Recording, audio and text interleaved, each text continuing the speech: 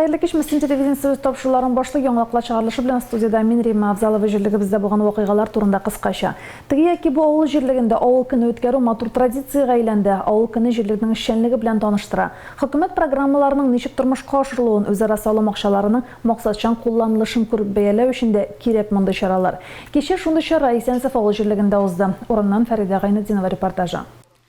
Киңәшмәдә муниципаль район башлыгы Рамил Муллин, район прокуроры Данис Ахмаджанов, бүлек мөдирләре, җаваплы кешеләр катнашты. Очрашуда катнашучылар җирлек белән танышуны җирлек границасыннан башладылар. Чөнки соңгы 2 елда әлеге авыл җирлегендә юллар төзелеше буенча күп эш башкарылды. Шуннан да иске һәм яңа Сәйет, Тотбүләр авылларында бүген өр-яңа асфальт юллардан йөриләр.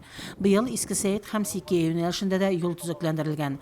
Асфальт юл Секе авыл эченә кадәр кергән, һәр хапка төбенә керү юлы ясалган. Киңәшмәдә катнашучылар юлларны карап чыкканнан соң кышчылык белән шөгыльләнүче Илгизенур эшчәнлеге белән таныштылар. Район башлыгы Исәнсев авылы мисалында памятниклар һәм обелискларның торышына игътибар итәргә дә киңәш итте. Һәр җирлекнең данлыклы танылган шәхесләрен барларга тәкъдим ителде. Бу ел Мөслимдә эшлибез кайтып, алар җиңә алып кайтучылар дигән 2 монументальный стена күбегезнең зиратында эшләнелде, җирләнгән Бөек Ватан сугышы исемлеге. Мин әйтми памятник эшләгез дип, зиратка беренчедән исемлекне куйсагыз яхшы менә шуранда күрдек, тагын беренче җирдә эшләнгән улай берләрдә исемлек куйсагыз, ул бар ихтирам булыр. Киңәшмәнең пленар эше Тотбүләр мәктәбе бинасында узды. Чара барышында төрле салымнарның җыелуы, үзара салым акчаларының максатчан кулланылышы турында чыгышлар тыңланды. Пленар утырыштан соң кунаклар Тотбүләр авылы мәдәният йортына килделәр һәм истәлекле чарада катнаштылар. Бу көнне капиталь төзекләндерүдән соң авыл мәдәният йорты үз ишекләрен яңадан ачты. Кунакларны ишек төбеннән үк Мөслим тугайлар ансамбле каршы алды. Бинаның эчендә исә гармунчылар ансамбле сәламләде.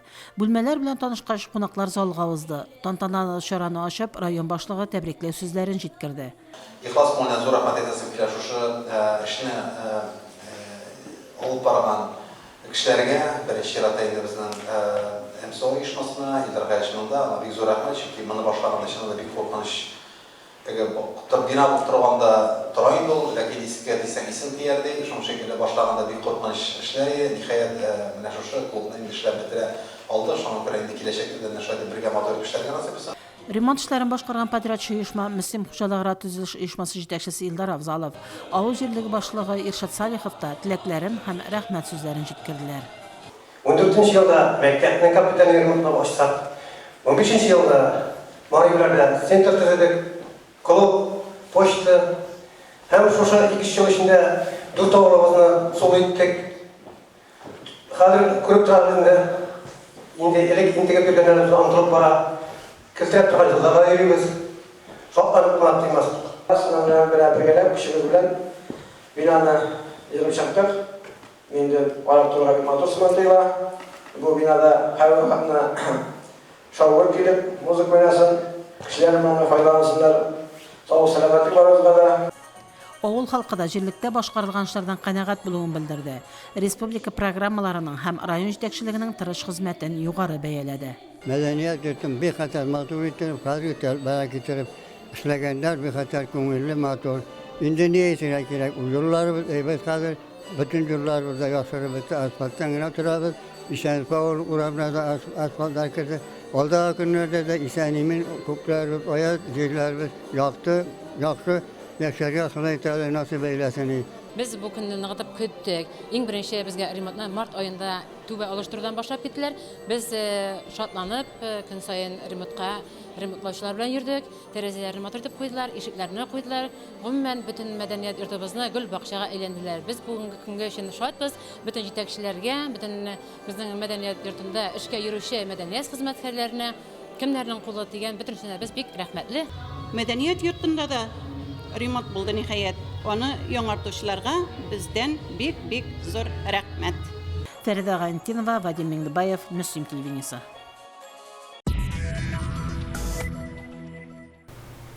Кичә Русшуган авылында да бик матур чара үтте. Биредә авыл ишек алды музейын ачу тантанасы булды. Чарада район башлыгы Рамил Муллин катнашты. Музей ачылу һәр вакыт зур бәйрәм.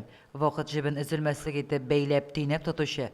Үткән белән бүгенгегә күпер салучы мондый биналар күбрәк булсын иде. Символик кызыл лентаны авыл аксакалы Иван Гузиков кисте. Благо то, что мы сохранили это здание вообще историческое, это не просто вот сруб какой-то стоит, он когда-то стоял и служил народу, поднимал духовность, и вот я думаю, что дальнейшая его судьба, она также будет связана с ростом духовного развития территории. Музейны булдыру идеясы белән озак вакытлар янып йөргән Русшуга мәктәбе директоры Фирдәүс Фәтхетдиновның да шатлыгы шиксез иде.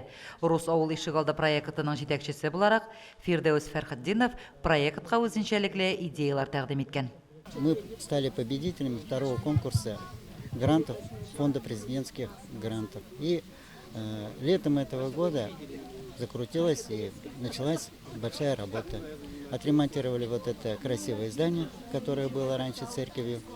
Җәй дәвамында ремонт эшләре шөгыльләнгән авыл кешеләре Сергей Кузнецов, Владислав Новиков, Галина Новиковага рәхмәт хатлары тапшырылды. Зур итеп пешерелгән түгәрәк ипидән авыз иткәч, кунаклар музейга узды. Очень рады, что открывается такое подворье у нас. Это прямо от души рады мы. Потому что все это теряется уже, деревни уже как бы умирают уже, людей все меньше остается. Вот посмотрите, учеников сколько уже остается. Это же наше подрастающее поколение, это же наше будущее. И вот как хорошо, что вот это открывается, вот это такое подворье. Очень рады. Музей-то это была у нас церковь старинная. Вот тут, где сейчас стоит часовня, вот она на этом месте была. Вот мы еще туда первый раз и этот музей-то идем тоже. Вот я смотрю и говорю, вот сколько лет стоит это здание. Ни одно бревно не сгнило. Бер гасыр элек ширкәү булып хезмәт иткән бина соңрак мәдәният йорты итеп үзгәртелгән. Музейның 4 бүлмәсе 4 чорны үз эченә алган. Кыру өлешендә Русшуган авылының 300 еллык тарихы чагыла. Узган гасырның 40-60 еллары рухында эшләнгән бүлмә дә бик матур эшләнгән. Шираттагы бүлмә 70-80 елларны чагылдыра. Совет чорындагы балачакка кайтып килгәндәй булдык әлеге бүлмәгә кергәч. Монда хәллерәк кеше яшәгәне күренеп тора. 4нче бүлмәгә музейның арткы өлешеннән керәсе.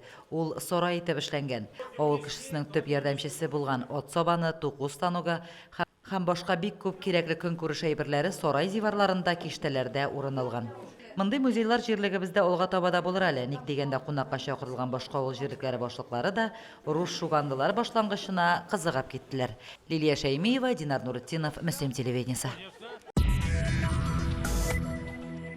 Мөслимгә кунаклар еш килә. Узган атнада Мөслимгә Елена һәм Геннадий Тимченконың хәйрия фондыннан килделәр. Фонд кеше шәһәрләрне һәм авылларны үстерүгә ярдәм итә. Быел алар иҗтимагый киңлекләр ясау, халык өчен уңайлы мөхит тудыру юнәлешендә башкарылган эшләрне өйрәнергә булган. Татарстанга килүләренең максаты да шушы. Мөслим тәҗрибәсен өйрәнүне фонд вәкилләре чит илдә стажировка үтүгә тиңли. Сегодня нам показали презентацию, где очень наглядно показали до и после.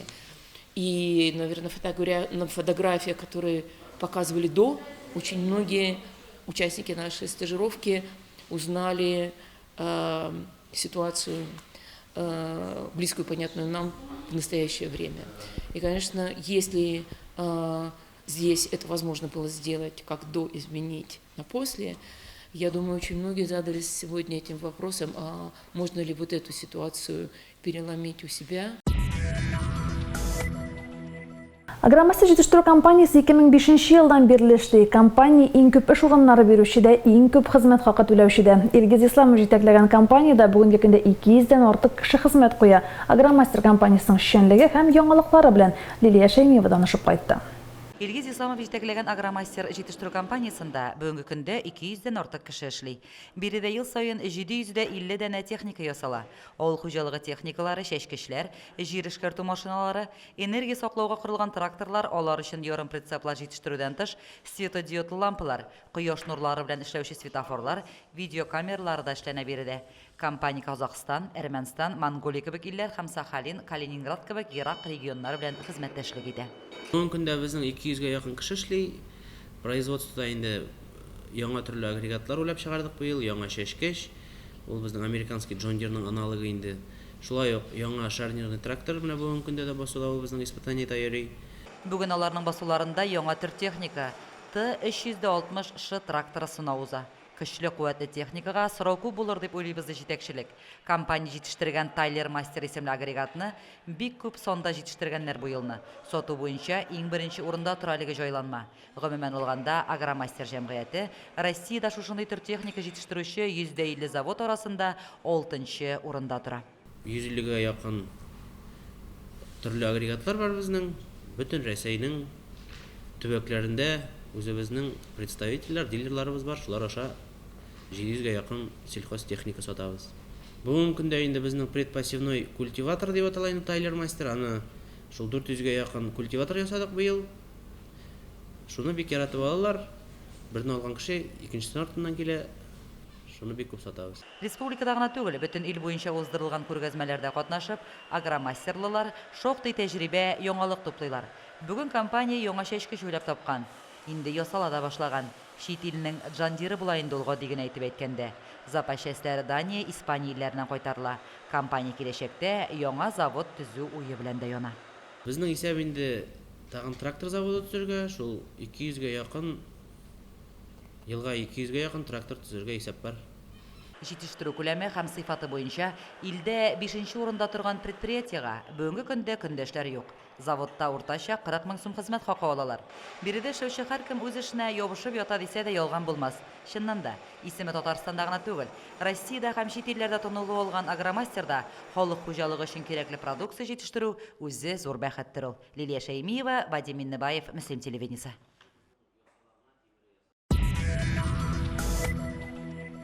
27 сентябрь балалар бакчалары һәм мәктәпкәчә яшьтәге учреждениялар хезмәткәрләре көне. Бөтен Россия күләмендә әлеге бәйрәм 2004 елдан бирле билгеләп үтелә. Районыбыз тәрбиячеләренең хезмәте һәр вакыт мактауга лаек. Мөслимдәге Ләйсән балалар бакчасы да алдынгылар рәтендә. Бакча эшчәнлеге турында алдагы сюжетта. 1987 елда ачылган Ләйсән балалар бакчасының бүген 32 еллык тарихы бар. Эшләү дәверендә берничә тапкыр эшен туктатса да, Ләйсән балалар бакчасы яңа максатлар куеп, җиңүләр яулап, бүген алга баруын дәвам итә. Мөслим Ләйсән балалар бакчасы 1987 елдан бирле эшләп килүче иң өлкән балалар бакчаларының берсе булып тора. 2017 елда ул федераль дәүләт программаларына кертелеп, бакчабызда зур капиталь ремонт үтте. Bütün уңайлыклар булдырылды. Бакчада бүген яңа мөмкинлекләр тудырылган. 4 группада да киенү, чишенү бүлмәләре, занятиялар өчен заллар, йокы бүлмәләре, барысы да заманча итеп бизәлгән һәм җиһазландырылган. Һәр бүлмәдә дәресләр һәм балаларның ялын нәтиҗәле итеп алып бару өчен күрсәтмә, дидактик материаллар, әсбаплар булдырылган, өстәмә бүлмәләр ясалган. Бакчабызда хәзерге көндә 4 группа эшли, 105 бала йөри. Һәм инде 9 югары белемле педагог балаларга белем һәм тәрбия бирә. Бакчада белем бирү һәм тәрбия эшләре федераль дәүләт белем бирү стандартларына туры килүче, туганнан алып мәктәпкәчә яшькә кадәр исемле программа нигезендә алып барыла. Шул ук вакытта Ләйсән балалар бакчасы бакча база буларак та нәтиҗәле эшләп килә. Искевәреш, Татшуран, Шуганка һәм Тотлар авылы бакчалары тәрбиячеләре биредә үзләренә яңа алымнар үзләштерәләр. Семинар киңәшмәләрдә катнашып, күп яңалыклар, мастер-класслар алалар. Безнең бинада 2 яңа бүлмә булдырылды. Ул инде менә кышкы гүлләр бакчасы һәм балаларны юл йөрү кагыйдәләренә өйрәтү өчен ПДД бүлмәсе. Бу инде балаларга белем һәм тәрбия бирүдә бик кирәкле яңа алым булып тора. Ләйсәнләр төрле Рәсәй күләм, республика һәм район күләмендә үткәрелгән бәйгеләрдә актив катнашалар һәм җиңүләр яулыйлар. Рәсәй күләмендә үткәрелгән 2019 елның иң үрнәк балалар бакчасы бәйгесендә медаль һәм дипломга ия булулары да күп нәрсә турында сөйли. Республика күләмендә үткәрелгән ел тәрбиячесе 2019 бәйгесендә дә Ләйсән балалар бакчасында эшләүче тәрбияче Гөлназ Абдреева җиңү яулады. Җиңүләр саны китсәң бик күп. Шуңа күрә дә үзләренең һөнәри бәйрәмнәрен билгеләп үтүче тәрбиячеләре безнең эше олылауга һәм хөрмәткә лаек. Зур үрләр яулап эшләргә язсын безгә дип телибез инде. Һәм инде якынлашып килүче бәйрәмнәр белән котлап китәсе килә үземнең хезмәткәрләремне. 27 сентябрьдә балалар бакчасында эшләүче барлык хезмәткәрләрнең бәйрәме. Барыгызны да чын күңелдән бәйрәм белән тәбрик итәм. Эшегездә зур уңышлар, сабырлык һәм сәламәтлек теләп калам. Үзләренең үрнәкешләре, төрле хезмәт җиңүләре белән эшләп килүче Ләйсән балалар бакчасы коллективы һөнәри бәйрәмнәрен шушындый югарылыкта каршы алалар. Алга таба да сезгә нәтиҗәле хезмәт һәм яңа җиңүләр телибез. Фәрдә Гантинова, Вадим Миннебаев, Мөслим телевидениесе. 22 сентябрьдә дөнья күләм машинасыз көн билгеләп үтелде. Мөслимдә әлеге акция ничек узды? Райондашларыбыз акциягә кушылдымы? Һәм бу чарага карата аларның фикерләре нинди? Коллегаларыбыз респондентларга шундый сораулар белән мөрәҗәгать итте. Дөнья күләм машинасыз бер көн акциясы елда үткәрелеп килә. Бу көнне халык бер генә көнгә булса да тимер атлардан баш тартып, җәйе атлар дигән фикер белән оештырылган чара ул. Райондашларыбыз машинасыз бер көн акциясына ничек карый икән? Мен үзем күпчелек велосипедта йөрергә тырышам инде. Теге эшебез шундый, барыбер машинада йөрим. Салкын, ямсыз көннәрне инде машина йөрергә туры килә. Абла инде матур кояшлы көнне набережныйдан велосипедта йөрибез. Сәламәтлек яшәү рәвешен бары сайларга тырышам инде. Мөслим халкы да шулай велосипедка күчсә, бик матур күренеш булыр иде. Машинаны принципиаль алмадык ие. Бәлки бу катары кереге юк безгә. Аның кереге булмас, аны минем машина бар дип ишегенә алмадык машина. Җәй бик матур йөрибез. Аллага шөкер. Киләчәктә шулай йөрергә язсын. Җәйәүле булса, конечно, әйбәт инде. Элек эшкә дә гел постоянно җәйәү гына йөрдем инде, ничә километр. Хәзер алай йөрелмәй бит инде, гел машинада гына. Машина булмаса, конечно, әйбәтрәк инде. Без бүгенге көнгә нык өйрәнгәнбез. Транспортка көне буена утырабыз компьютер артыннан. И күп җирләр күбәйде, давление, йөрәк җирләре. А по факту, вот мин яздан утрам велосипедка, эшкә дә йөрим велосипедта, везде можно үтәргә велосипед белән. Бу акцияга кушылып бер генә көн булса да машинасыз эшкә барсак, район урамнары машиналардан бушап калыр. Сәламәтлегебез һәм экология өчен дә зур файда булыр иде. Лилия Шәймиева, Вадим Миннебаев, Мөслим телевидениесе. Киләсе елда Бөек Ватан сугышында җиңүнең 75 еллыгын билгеләп үтәбез. Бүген җирлегебездә 7 сугыш ветераны яши. Шуларның берсе Мөслим авылында яшәүче Хәйретдин Мөхәммәтов турында Әлфинур Ногманова репортажы. Быел 95 яшьлек юбилеен бәйрәм иткән Хәйретдин ага Мөхәммәтов ил азатлыгы өчен көрәшкә 1942 елда китә. Күпләрнең җилегенә үткән Суслангер лагерының филиалы булган Малая Пургада башлана аның хәрби хезмәт юлы. Юк, унарга да юк урын. Әйләнеп кайтырак, ике шушының иңнелектә генә такта, аяк өсте генә бер шушының шакы кәбестә җафрагы булса ашта, шул ярайлар инде. Шунда интектереп бердән бер көнне комиссия килде. 7 километр мин дежурный итеп калдырганнар икән, 7 километрда ушипный поле. Шунда ком күтәртеп, комнан жасалган гранат астыр противага кигетеп шунда интектереп апаралар. Сугышчыларны вагоннарга төяп Мурманск шәһәренә алып китәләр. Россиянең төньяк капкасы саналган шәһәрдә суднолар төзү һәм ремонтлау эшләре башкарыла. Бөек Ватан сугышы чорында союздаш республикалардан илгә җибәрелгән йөкләр шушы порт аша үтә. Шуңа күрә аның стратегик әһәмияте гаять зур була. Хәйретдин Мөхәммәтов шәһәрне дошманнан саклауда катнаша. Фашистлар һавадан шәһәргә гел һөҗүм итеп тора. Порт тирәсенә үзләренә якынрак килгән корабльләрне эзләп табучы магнитлы миналар җибәрә. Совет солдатлары әнә шул миналарга ире калибрлы пулеметлардан атып шартлатырга тиеш булалар. Шәһәрне һава һөҗүменнән дә саклыйлар. Дөнья селкенеп тора инде ул таш өстендә Мурманск. Анда алай безнең басып йөри торган җир юк. Таш шатнап торган. Өстә аткачты мине пулеметчик итеп билгеләделәр. Тыныч көне ул һаманда шул эзләнүдә инде килеп чыкты бер самолет. Менә ашкандалар шикелле китми инде, менә әйләнә менә кил. Командир миңа әйтте, свит диде, бәреп төшергә. Yes, свит. Минем нидер инде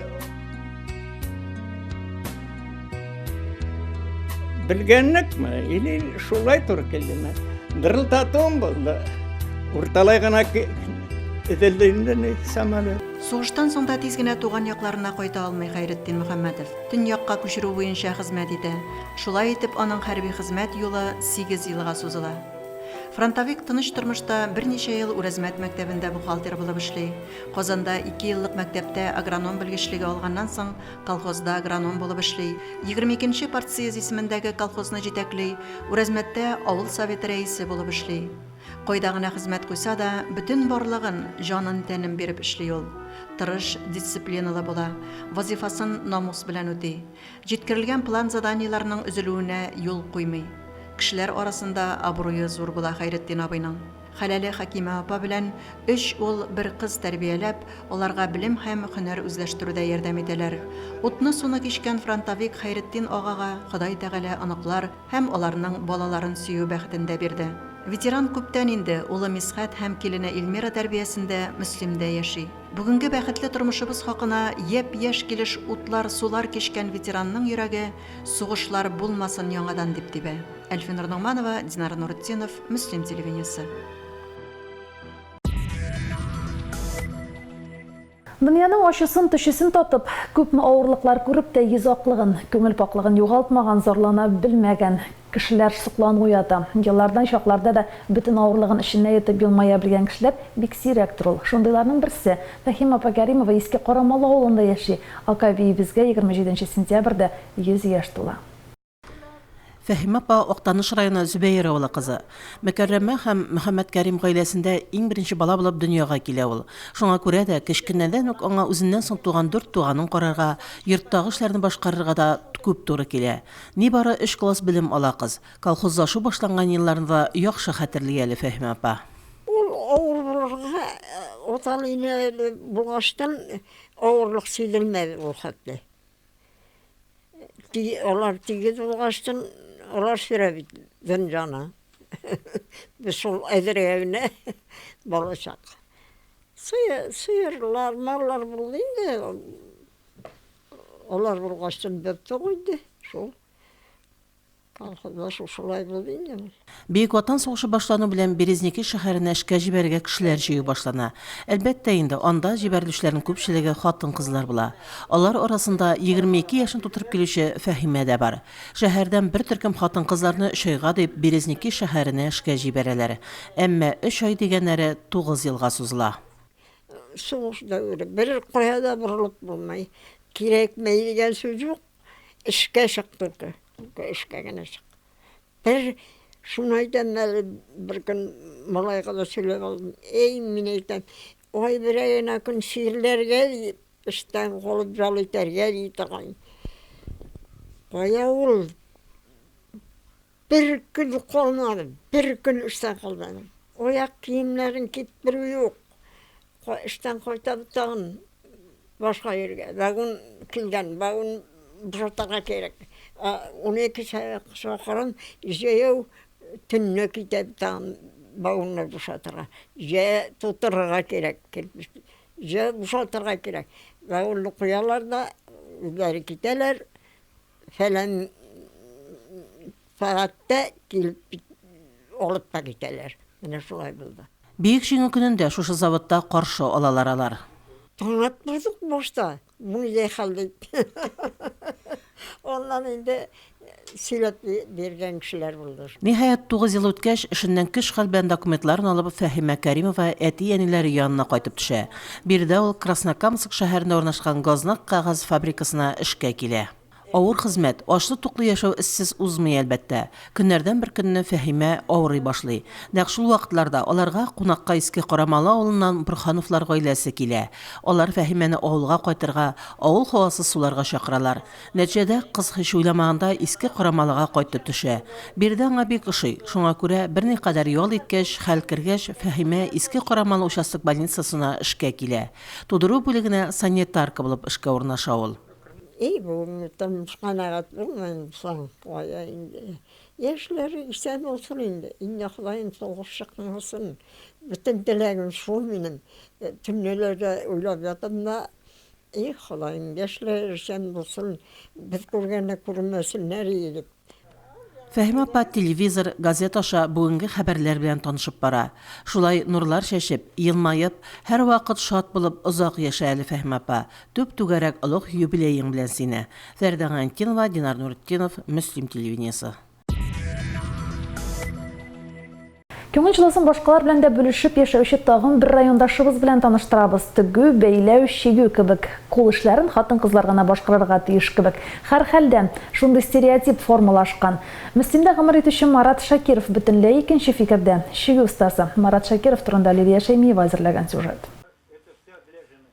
Яңа Сәйет авылы егете мәктәпне тәмамлагач укуын башкаланың химия технология институтында дәвам итә.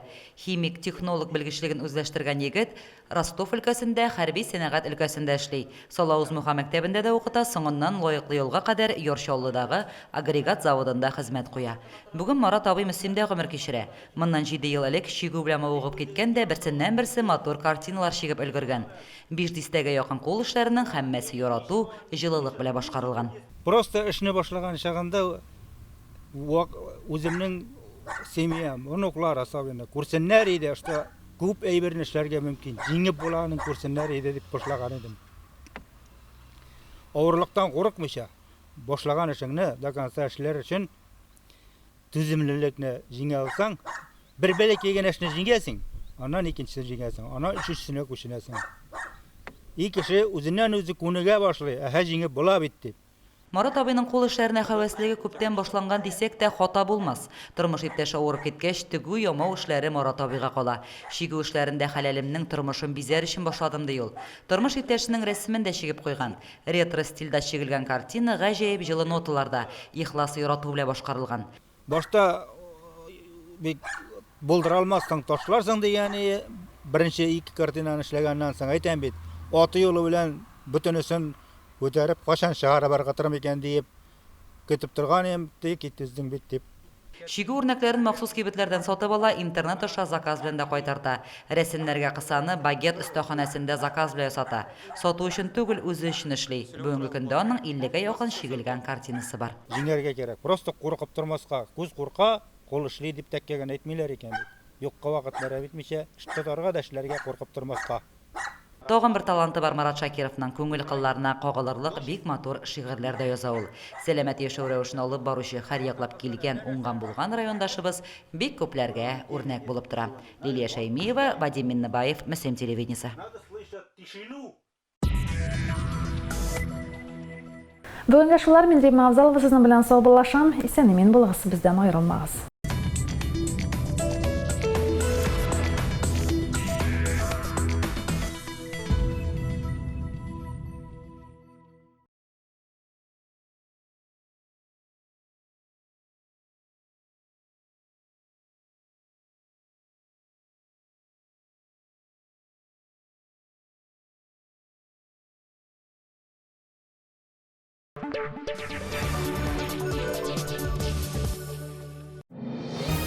Татарстанда 7-нче ел сайын уздырыла торган Ачык Республика телевизион эшләүче эшләрнең «Наше время, безнең заман» иҗат фестиваленә старт бирелде. Катнашу шартларын bzzm.ru сайтында белә аласыз.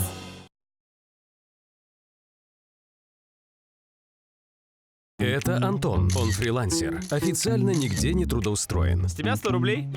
И чтобы на пенсии он чувствовал себя спокойно и безопасно, ему надо всего лишь открыть брокерский счет с высокодоходными бинарными опционами для выхода на уровень пенсионного обеспечения равному стажу в 25 лет. Но гораздо проще зарегистрироваться как самозанятый и добиться того же в один клик. А остались вопросы? Приходи в фонд поддержки предпринимательства в Казани или к нашему представителю в каждом районе республики. С тебя 100 рублей. Ага, может, чек еще выпишешь? Уже выписал. Теперь честным быть просто.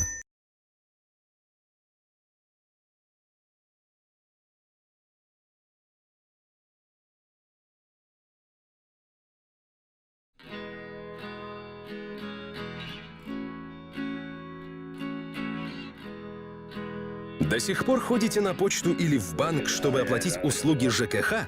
Воспользуйтесь мобильным приложением Госуслуг Татарстана. Вводите данные счетчиков, оплачивайте услуги ЖКХ без комиссии, настройте автоплатеж и другие сервисы. Экономьте время и деньги. Быстро оплачивайте электронные услуги через мобильное приложение и портал Госуслуг Татарстана.